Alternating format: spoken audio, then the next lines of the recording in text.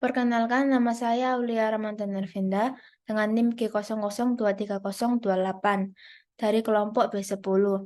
Pada video kali ini saya akan mempresentasikan tentang anatomi esofagus dan gester.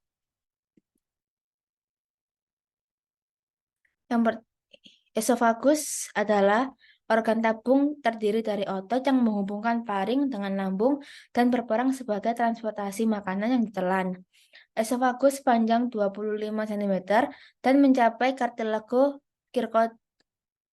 krikoidea yang berproyeksi pada vertebrata cervicalis ke-6 menuju saluran masuk lambung setinggi vertebrata thoracolis ke-10. Panjang anatomis esofagus relatif dapat diabaikan untuk diagnosis. Di sini disampaikan jarak dari lengkung gigi. Apa sih?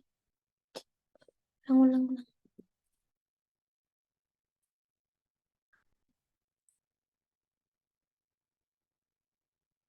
Hmm.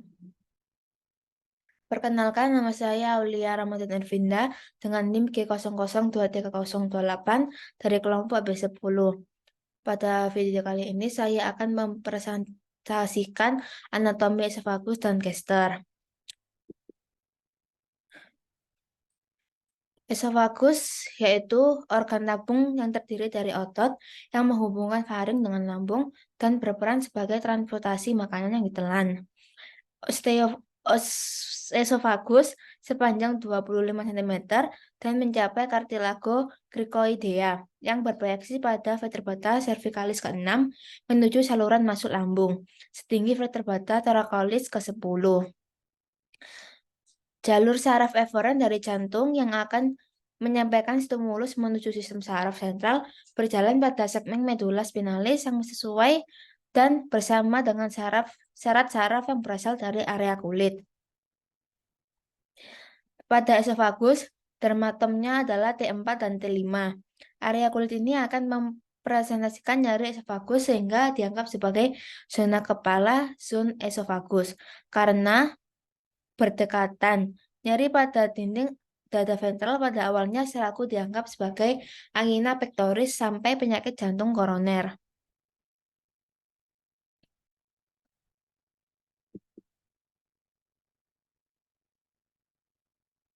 Lalu ada gester. Jadi, kardia lambung berproyeksi setinggi vertebrata thoracalis ke-10 dan secara ventral di bawah procesus xiphoideus tulang dada. Bagian kaudal bervariasi antara vertebrata lumbaris kedua dan ketiga, sedangkan pylorus relatif konstan pada titik tengah garis antara simfisis pubica dan fossa jugularis. Titik tengah ini berproyeksi sekitar vertebrata lumbaris pertama. Lalu lambung terbagi menjadi 3 bagian. Yang pertama, pars cardiaca, yaitu pintu masuk lambung. Yang kedua, corpus gastricum, bagian utama dengan fundus gastricus menghadap atas. Yang ketiga, pars pylorica, pylorus yang berlanjut sebagai antrum pylocrum dan kanalis pyloricus, dikelilingi oleh musculus sphincter pylorus. Lambung memiliki dinding anterior dan posterior.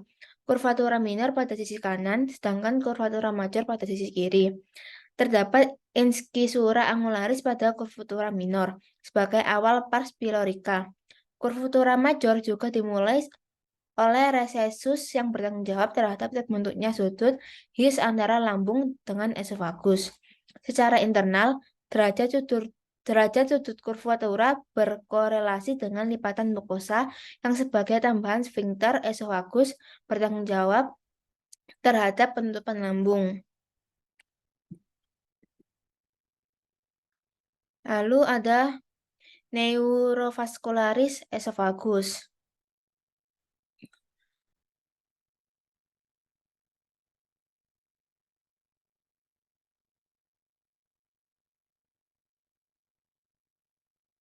Jadi yang pertama ada terdiri dari vena dan arteri. Yang vena itu terdiri dari sepertiga superior mengalir ke vena thyroidea inferior, Lalu sepertiga media mengalir ke vena azygos dan sepertiga inferior mengalir ke vena gastrica sinistra. Lalu vena portae hepatis. Lalu yang arteri itu ada sepertiga superior oleh oesophagealis, arteri thyroidea inferior. Lalu sepertiga media dilalui oleh cabang dari aorta descendens pars thoracica dan arteri bronchialis dextra et sinistra. Lalu pars abdominalis oleh arteri gastrica sinistra. Lalu ada neurovaskularisasi gester yang dibagi menjadi arteri dan vena. Nah, yang arteri ini memvaskularisasi gester berasal dari cabang truncus coelicus yang terbagi menjadi arteri gastrica sinistra yang berasal dari truncus coeliacus. Arteri ini berjalan ke superior dan lateral sinistra untuk mencapai esofagus, lalu berjalan turun di sepanjang curvatura minor gaster. Arteri ini memvaskularisasi sepertiga inferior esophagus dan bagian kanan atas gaster. Lalu yang kedua ada arteri gastrica dextra, berasal dari arteri hepatica communis. Arteri ini berjalan ke lateral sinistra di sepanjang curvatura minor dan memvaskularisasi bagian kanan bawah gaster. Yang ketiga ada arteri gastricae brevis, berasal dari arteri lienalis pada hilum lienale dan berjalan ke anterior di dalam ligamentum gastroplenicum untuk memvaskularisasi fundus gastricum.